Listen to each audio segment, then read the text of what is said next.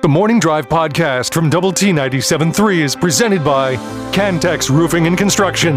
I'm Mike Hebert, owner of Cantex Roofing and Construction. Every day is game day, and we'll get it right when it comes to your roofing, construction, windows, and mirrors. Call Cantex Roofing and Construction today. Together, we are one serving you. Chuck Heinz will have Red Raider Baseball on the air for you. About this time, 12 hours from now, first pitch.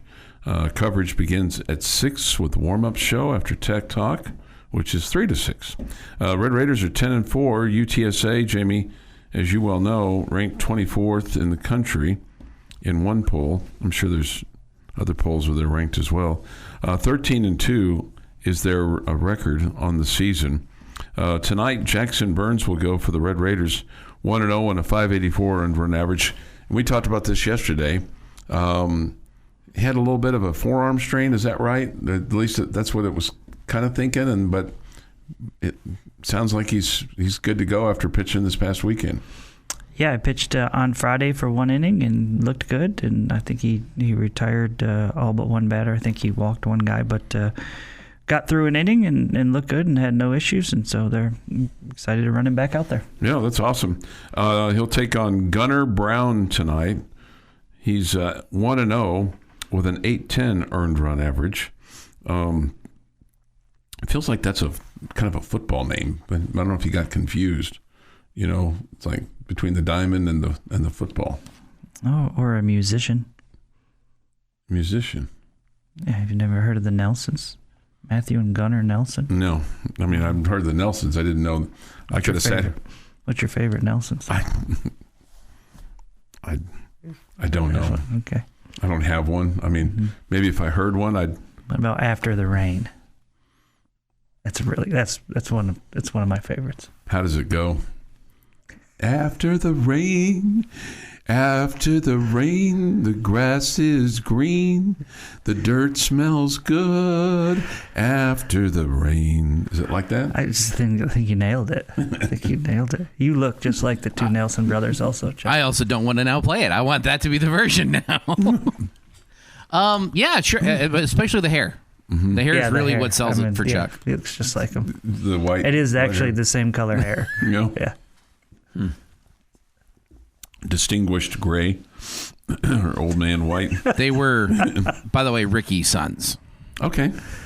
They're that Nelson family. Okay. I wondered if they. Who is Ricky Nelson? I don't know who Ricky Nelson was. One of my favorite songs he did was Garden Party, which is basically where he tells everybody, don't go to a garden party because it sucks because they want you to be who you were 20 years ago. He was Ozzie and Harriet's boy. Yeah.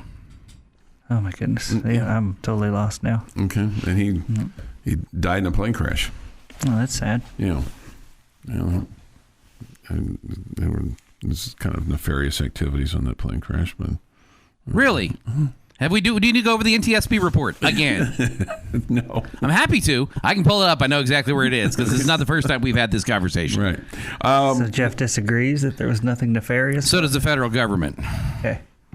Pilot error. Chuck knows. Chuck knows. Chuck knows differently. There's some stuff going on that plane, though, in addition to... Because he was there. Maybe the pilot error as well. In fact, that's why Chuck knows he got off the plane with a parachute, because when that shows up is when he leaves. Yeah, that makes sense. Makes sense. I would get off then, too. What concerns you about UTSA? They're good, both offensively and pitching-wise. Now, obviously, you're getting midweek pitching here, so it's not their dominant stuff, but, really good lineup. They've beaten good teams this year. They're a team that, over the last few seasons has proven to be a team that can beat really good teams and expects to win and all that good stuff in the Supers last year. And, went to Austin for the regional and took it to the Longhorns. And, it's a program right now that you would expect is playing with a lot of confidence. But you would say that about the Red Raiders, too, right? Playing with a lot of confidence. I would say that, yep. Yeah. Mm-hmm. So, that's good, too. Just from the standpoint that you feel like that you've got some stuff going on and feel really good about kind of how you're playing and all those kinds of things. If you had one area that you'd like to see some improvement on right now, what would it be? Starting pitching. Okay. I think you're better. I think you're seeing improvement from over last year, but I still would call it, as of this point, not the strongest part of your team by any stretch of the imagination. I think your bullpen is showing much bigger strides, and so I think there's big time progress being made on the mound. It's just it's just not where you want it to be. Okay, and it takes time. You bring in new pitching coaches, it takes time, but again, I think that you're definitely seeing progress. But and really, what you'd like to see out of the starting pitching, I guess, more than anything else, is just if you add an extra couple innings to everybody, then that would solve some problems, wouldn't it? Well, more innings or less runs allowed. Well, yeah, but generally speaking, if you're allowing, I'd rather a guy go 3 innings and give up no runs than a guy go 5 innings and give up 4 runs. Sure, no, I got you. So the more innings is not more important; it's the less runs. Okay. Yeah. Okay, I just kind of wondered if can't lose if they don't score. No. I do understand that. I just wondered if maybe if you got everybody to go just a little bit deeper, that would take a little bit of pressure off your bullpen. Yeah, absolutely. That's what you want. Yes, but for them to be able to go deeper, they're not coming out because they hey, my arm's tired. Yeah, they're coming out because they're getting. They're not as being effective as you would like them to be. Sure, they're getting hit. Yeah. Right, I got you. I got you. And the other thing too is, do you feel like the defense behind them has been relatively solid now? I would say it's improving. You're still working on the third base position. Where you're kind of breaking in a new guy over there at third, and Connor Schaus, and so there's some growing pains going on there. Yeah. But I think everything else has been pretty solid defensively. But I guess my point is not maybe like even better than solid. It's not like these guys are having to face extra batters because you're bumbling balls around. Not a lot, no. Yeah. No, it happens, but not a lot. Yeah, it's just going to be it's a college baseball team. They're not pros. They're going to make mistakes. But just the way it is. Right? Just the way it is. All right, we'll have it for you at 6 tonight as Tech takes on UTSA both tonight and tomorrow night here on Double T 97.3.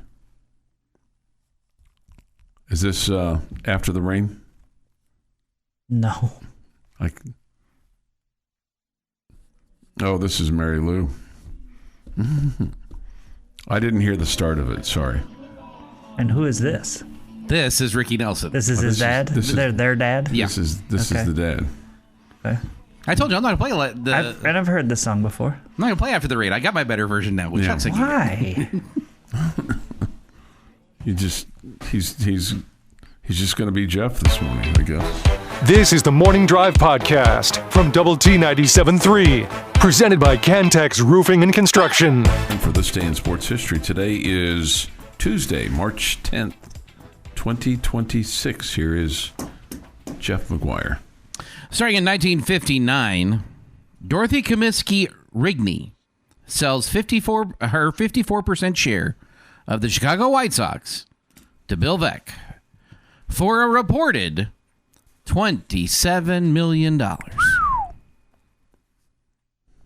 Why couldn't he have kept the team? That's all I want to know.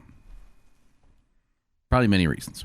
1963, San Francisco Warrior center Wilt Chamberlain scores 70 points in a 163-148 defeat to the Syracuse Nationals at, there's no way I'm getting this right, Onondaga War Memorial?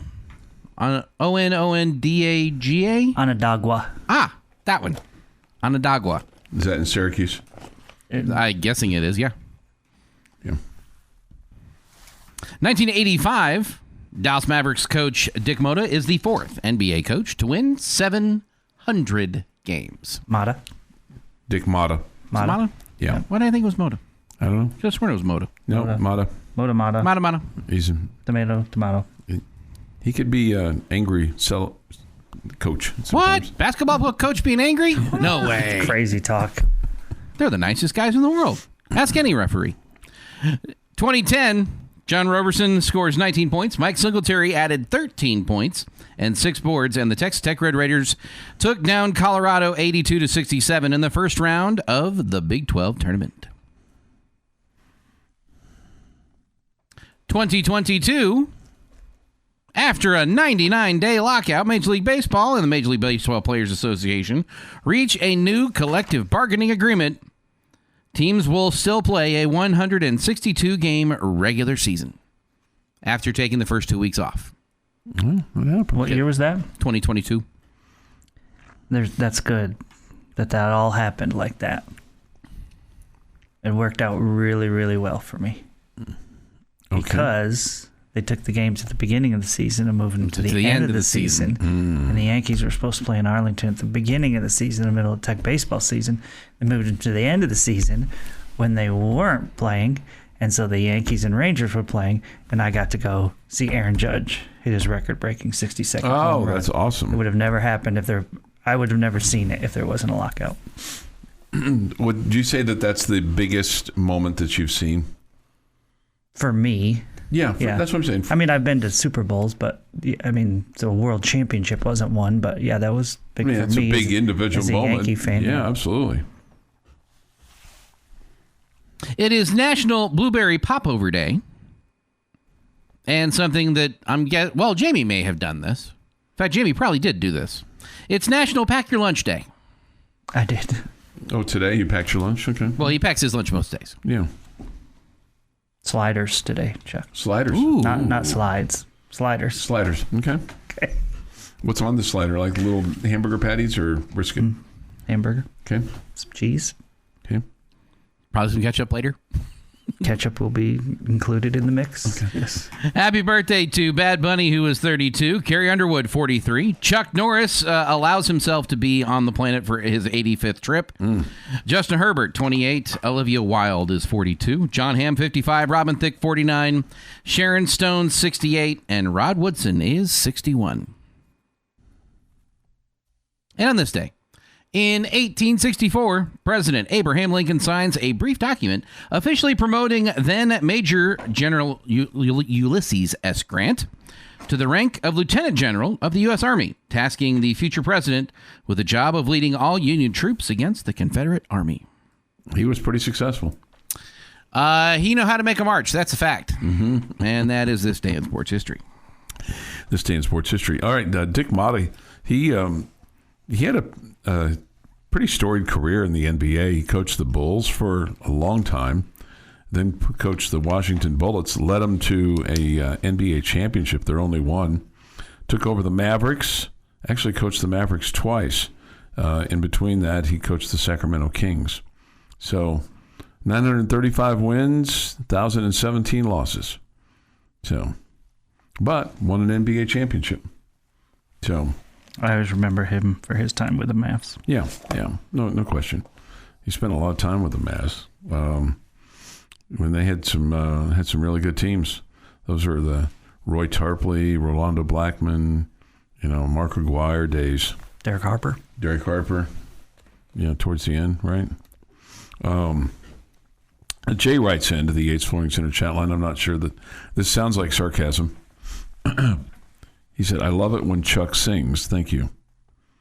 You might be the one, Jay, but that does sound like a little bit of sarcasm there, Jamie. I'm not sure, man. I mean, it was good.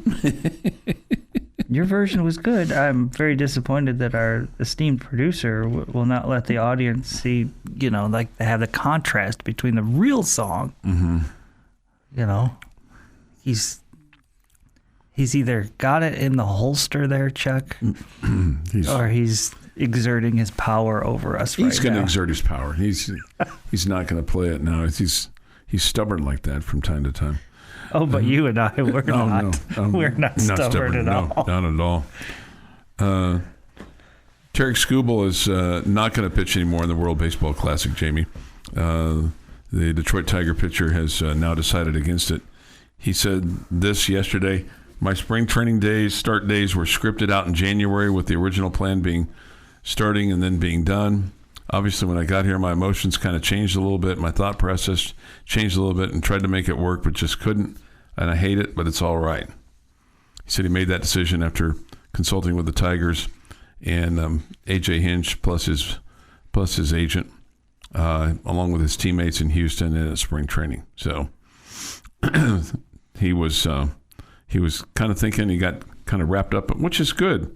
You want guys to get wrapped up in the flag and be patriotic and want to play for your country. And he I think upon further review decided what was best for him and for the Tigers was to go back to spring training. Yeah, and ultimately he's making sure that he's in a good place when the season starts. All that good stuff. He said he may rejoin the team if they make it to Miami, which I think would be the semifinals, but he wouldn't pitch then. He would just be there to hang out with the guys and support them. So you can tell he probably got there and realized, hey, this is a whole lot of fun, and it's cool to play for your country, and it feels a little bit different and all that good stuff. But at the same time, he's thinking about his team. So you can't, I don't think you can fault him. No.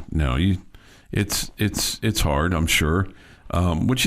Should this be played at a different time, or is this the best time to play it when guys are getting back in shape in a good way right before the start of the big league season? Well, obviously the weather has to come into account here, right? Yeah. You can't just let's play this in December. Right. Unless then you're going to compete against football, and it's going to be really, really hard. You could play. There's plenty of dome stadiums that you could go play it in, I guess. But you're right. This is, and I heard you talking yesterday with Choice about the Olympics, and you would not be in favor of a stoppage like the NHL did for the Winter Olympics for the hockey guys to play in the Olympics. I don't think it's as easy as it is to do what hockey's doing, because again, you're playing outside. So you can't just start the season 3 weeks earlier. You can't make it go 3 weeks longer because you can't play in that kind of weather. Yeah. Right? Yeah. Here's your song, Chuck.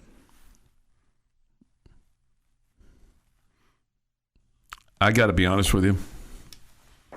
Well, maybe when you get to the chorus, you'll get it. I don't think I've ever heard this song. I think you've missed out. Do we play this song on 93.7 The Eagle? Have to ask the program director of that radio station. I bet not. I don't think so. Yeah, this would be a song I would check out of. Really? Yeah, I'm not in on it. Yeah, I'm out. I wouldn't have gotten this far. But hey, I usually know. I'm glad the people that listen to this show don't have such a quick hook. Your daily dose of sports and fun. This is the Morning Drive Podcast from Double T 97.3, presented by Cantex Roofing and Construction. Jamie Lent and Jeff McGuire. I'm Chuck Heinz. We go straight to the Visual Edge IT hotline, and we have the head softball coach of Texas Tech, Gerry Glasco. Good morning, Coach. Good morning. Coach, you guys are 25-1. You've had your first conference series. Before we get to that, I'm curious about the culture of your team and how it's developed and where you see it today and just how that has gone for you, if the buy-in has gotten easier and easier, or does it get harder when you're winning? Yeah, we've not had any issues with this team as far as getting along. They've been just phenomenal. From September 1st till now, they've just really got along well, and I think it goes back to leadership at the top of the roster. And Nyjah is epitome of a great teammate, and I think it just kind of followed suit. And then you've got kids, Maya Davis, they're really different. Like there's a lot of diversity on the team. They come from different backgrounds. You've got kids from farm towns in Texas, and you've got kids from downtown LA, got kids from Topeka, Kansas. So they've got a lot of diversity. Alana's from Mississippi. They're from all over the country, and they come together, but they want to win a national championship. And so it's been phenomenal. It's been a great group to coach. Coach, another no-hitter for Nyjah on Friday afternoon against Houston. Is it to the point where you guys are almost she continues to amaze all of us Red Raider fans. Is it to a point where she's just so good that she's stopped amazing you guys? You never want to take someone like her for granted, but it's nothing she does surprise you. She's just so talented a pitcher. Now she's getting better each day. Like, when we started the season, we knew, when she started pitching in January, she'd been off for 4 or 5 months. So, nothing was near peak. Velocity was nowhere near what we saw last year. And we saw her at her very peak. Our last memories of her pitching in June was at her peak, and she was at peak performance. And so she came back after a 5 months layoff, which is exactly what she needed. Or, these players, they need time off. Their bodies have to recover. And she was still great, right? She was still so good. Mm-hmm. But the things that we're starting to see now, she's getting back towards peak performance, and it's just fun to watch. But nothing she does amazes me. It's just because she's Nyjah Kennedy. And, I told people last year, I don't think the fans of Texas Tech didn't understand. I'd say, we've got Herschel Walker and Bo Jackson. That's who we've got. As a pitcher, Nyjah Jackson and Nyjah Kennedy is like Herschel or Bo. She's the best ever was. And so it's fun to watch and great to have her on our team. And it's really fun to see her as she, each week, every outing, she just continues to get better. And I can't wait to get her back. By May, she's going to really be, really is at a whole nother level than she is right now. Coach, do you think very many players on your team know who Herschel Walker or Bo Jackson is? I don't know. I doubt it. It's so funny. They don't know who Willie Mays is or Pete Rose or they just the things that I relate to they don't relate to. But it's good. No, I understand, Coach. I kind of suffer from the same situations from time to time. Hey, do you want to see your team get challenged in a game? I mean, I with these scores, I mean, you won over Houston 10-0, 11-1, and you might say that Sunday you were challenged at 12-6. But would you like to see just to see how they respond, like to a 3-2 nail biter or a 5-4 game where you've got to kind of rally a little bit just to see how they respond to something like that as you go through this season? Yeah, I mean, you want to be challenged. I loved Sunday. I thought that was or Saturday.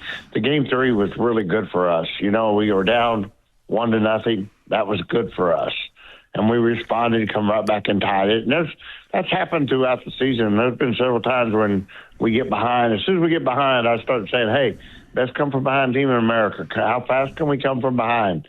This is a drill. Don't feel pressure. Feel excitement, like we got to come from behind right here." And it's amazing how fast they respond and how well they respond. And then I loved the 7th inning when they tied it. We lost a 6-2 lead. When you blow a 6-2 lead, the momentum is absolutely away from your team and into the other dugout. And I thought that was a really good test for us. And Loggy was coming up to bat and hits a home run immediately, and 7-6, and then Tony hits a 3-run homer, it's 10-6, and then we get another hit, and we're up 12-6. So it was just there's little games within the games that we continue to play, and I tell them, don't try to win every game, try to win every inning. I don't want to lose an inning. So if a team scores 2 runs in an inning, we try to score 3, and we just have to hold ourselves to a really high standard and make sure we're getting something out of every single game, no matter who the game is. But the tests are going to come. Arizona's coming this weekend. They're really good. They got a tremendous offense.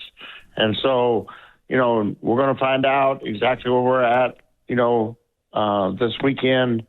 It's going to be a huge test for Nyjah and the pitching staff.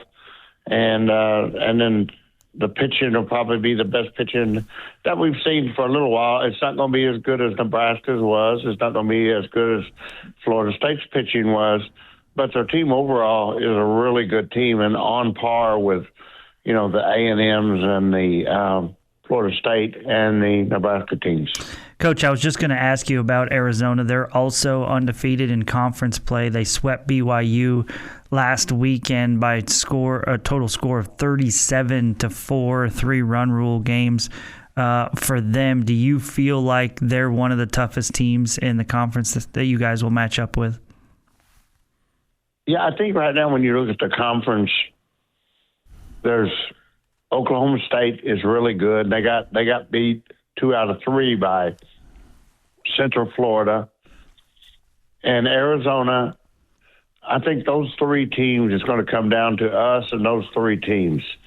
So this is a huge series. I mean, they're the team. I believe that whoever wins this series will be in the driver's seat to win the conference. It's so early. It's too early to say if you win this series, you're going to win the conference. Right. That's not accurate at all. But I think it is fair to say that whoever wins this series is in the driver's seat to win a conference. So it's a huge series for us and for them. And can't wait to get out there. Coach, we'll have the games on 92.3 The Hub on Friday, Saturday, and then Sunday afternoon, and encourage folks to get out and support this Red Raider softball team at Rocky Johnson Field. The game is at 6 o'clock on Friday, 2 o'clock on Saturday, and 12 o'clock on Sunday. Thank you, Coach. Good luck this weekend. That's our weekly visit with the head softball coach of Texas Tech, Gerry Glasco, on the Visual Edge IT hotline. This is the Morning Drive Podcast from Double T 97.3, presented by Cantex Roofing and Construction. Jamie's question of the day on Double T 97.3 is brought to you by Connecticut of West Texas. All right, I got a fill-in-the-blank question for you today, gentlemen. Okay. Just one word, fill in the blank? No, it can be more than one. Okay. I'm giving you word freedom, Chuck. I feel like this is like Match Game. Did you ever watch Match Game as a kid? Maybe a little bit. Gene yeah. Rayburn. Jamie is... And then you'd fill in the blank. Short. All right, here's my question for you guys today, or my statement for you to fill in the blank. The Red Raiders will make it to the Big 12 championship game if fill in the blank. Don't say your name. Fill in the blank. Okay.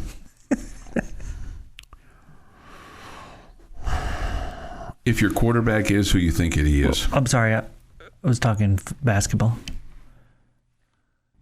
I'm sorry. I my bad. I assumed you were talking basketball since Yeah. that's the championship coming up this week. Okay. Yeah. Okay. Yeah. That's fair. That's okay. That's It's a fair. fair We've answer. talked It's a fair Tech answer. football too, so that's okay. Yeah, nothing to. Okay. Well, we'll make it to the Big 12 championship game if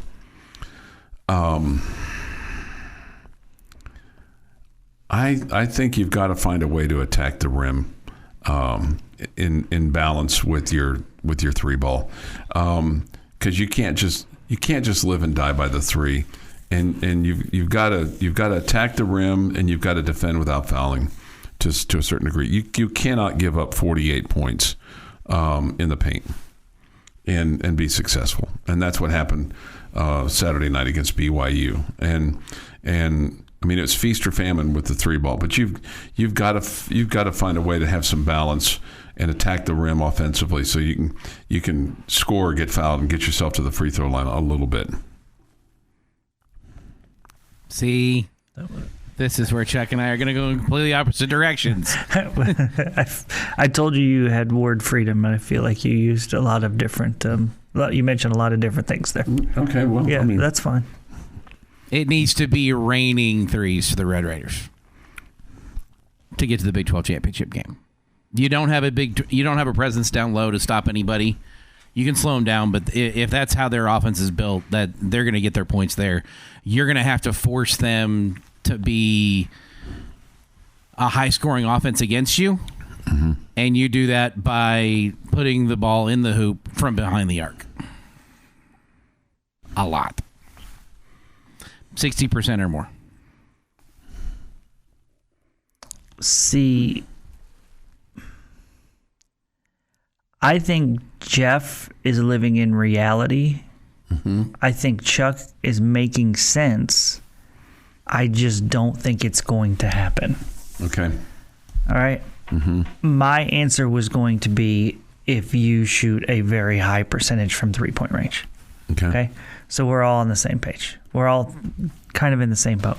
You are describing something that makes complete sense. You can't be so dominant and reliant on the three ball because we know they don't always fall and all of the above. Okay? In some games this year, they have almost always fallen. Well, they were falling in the first half. They weren't falling in the second half. Yes. You say you've got to get an interior presence. You got to get going to the basket and all that. I mean, which guy are you looking at and saying, yep, he's going to give us an interior presence? I mean, you would have at the beginning of the year probably said Lawan Watts can do that, but he's been so incredibly inconsistent. Okay? Luke Bamboye is not a guy that you're like, okay, let's get him into the post with his back to the basket and watch him do an up and under. You know, it's just that it's not his game. Yeah. Okay. I don't think I think Jeff is living in the reality. Your point is fair. That's what this team needs. They don't have it. Yeah. They don't have it.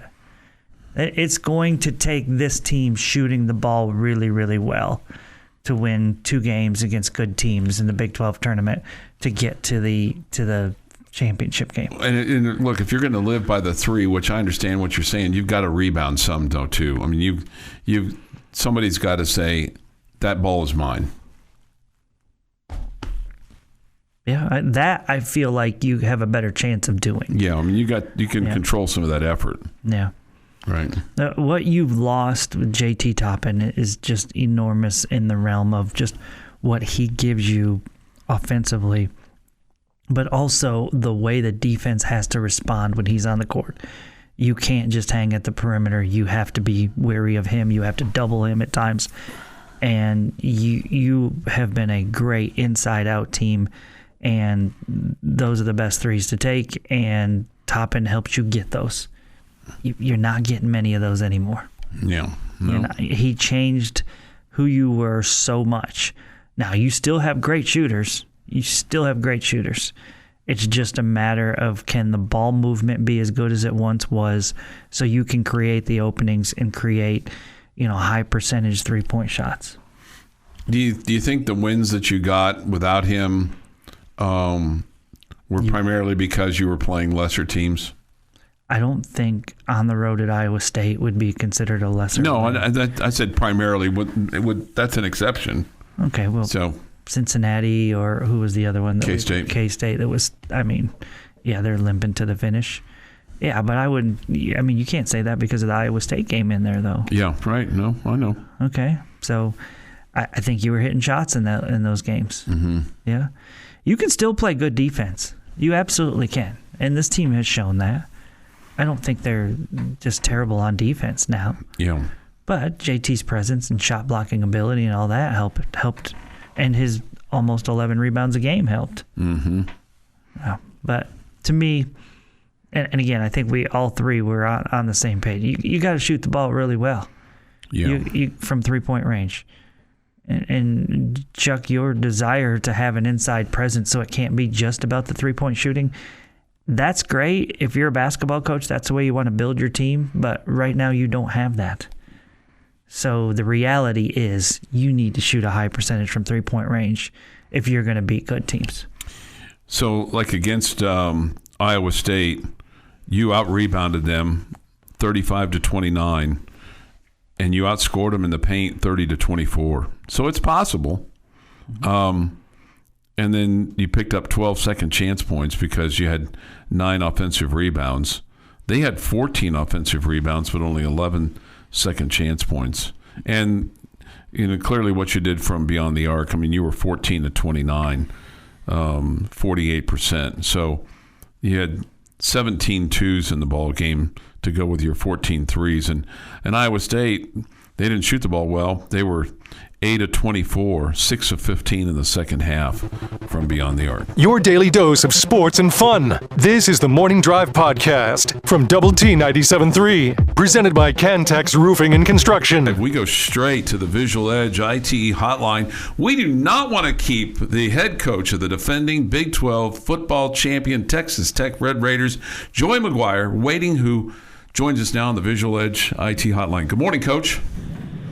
Good morning, guys. How are y'all? We're awesome. You never get tired of hearing defending Big 12 champion, but today you get back to work. What are you most excited to see position group-wise from your team as you go into spring practice today?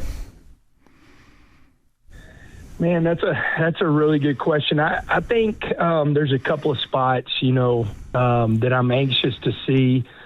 The offensive line, we have 3 returning starters, and then there's a lot of competition for the other 2 spots. And we've got some really good young guys in that mix that I'm excited to see how they grow. Of course, I've seen him and we played against him, but I'm ready to see Sorsby, not in T-shirts and shorts with the offense, but really things start flying around him, how he's grasped offense. He's done a great job so far. And so, just things like that, man, I'm really excited about those things. Coach, you guys had some really, really good leaders on last year's team, and you would think that they've kind of passed that along to other players that are returning for your ball club. So who are some of the guys that you feel like will step in and be those great leaders like Barron and Jacob were last year? Well, 2 earned the captaincy on their jersey yesterday, Ben Roberts and Sheridan Wilson. Who are, fifth-year seniors for us. Both of them are, I guess Ben will be a 4-year starter and Sheridan will be a 3-year starter. So, those 2 guys have been great this offseason. I'm looking for them to step up. John Curry's been, incredible. Coy, Coy's done a great job. Those guys, they don't know anything else but what we do here because they've been here from the beginning. But I've been really proud of Sorsby, and I think he's got a lot of traits, and we need the quarterback to have a big voice. Terrence Carter's done a great job. Brennan Jordan's done a great job. So, the good thing is we had strong leaders that showed those guys what it looks like to really lead. And, I think those guys will step in. But the biggest thing that we got to do is not assume that this team's going to be as close as last year's team. As coaches, we got to continue to work on it and bring them together.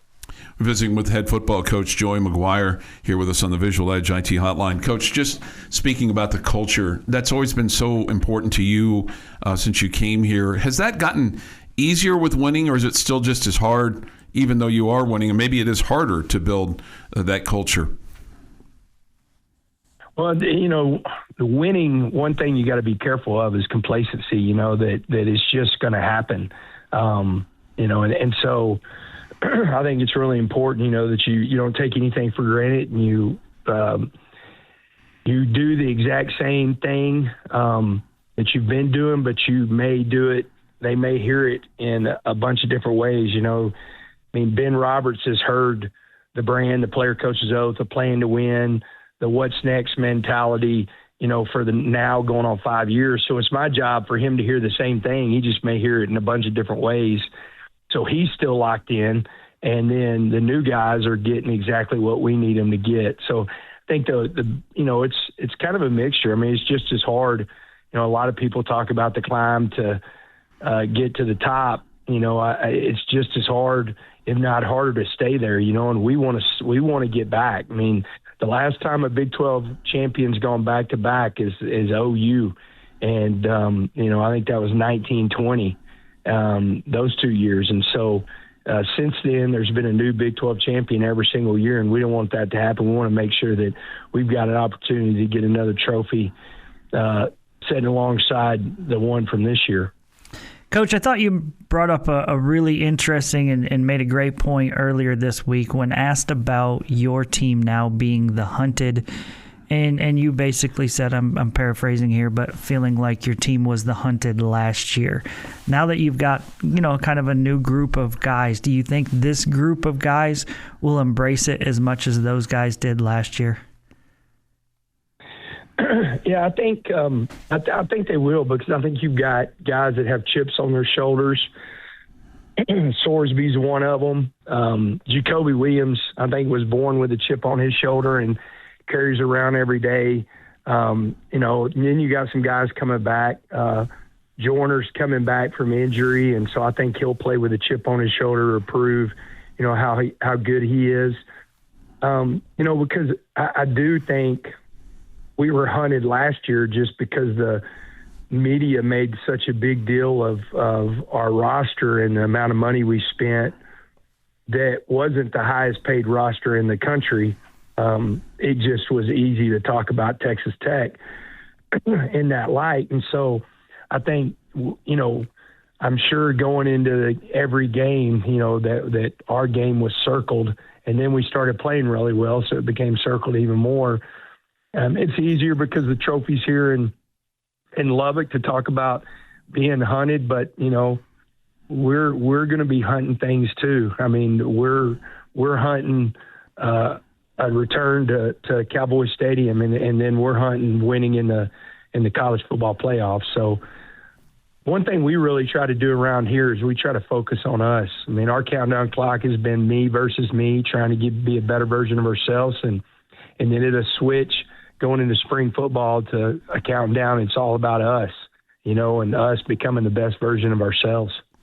Coach, what would you say is your strongest position group going into spring camp?